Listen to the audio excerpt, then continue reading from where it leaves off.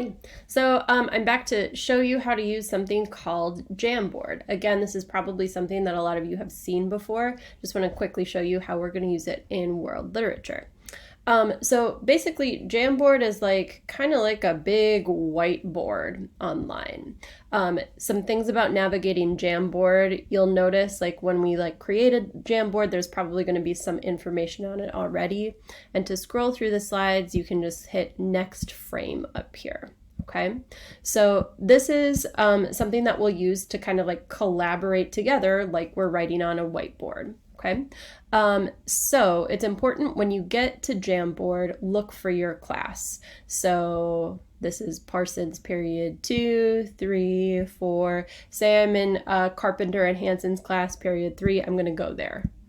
Oh, they're all in order. How nice, right? So there's directions right here. It says use a sticky note to post a class agreement that you or your group believe is important.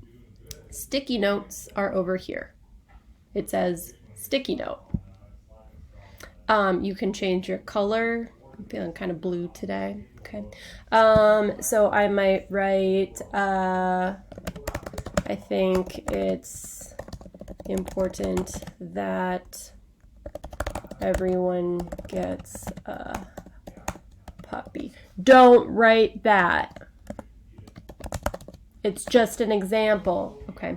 So, and then I would hit save, and then I got stuck with this the first time I did it. You just click out of it in order to get out of it, right? So then you can move your sticky note around. You can comment on other people's sticky notes.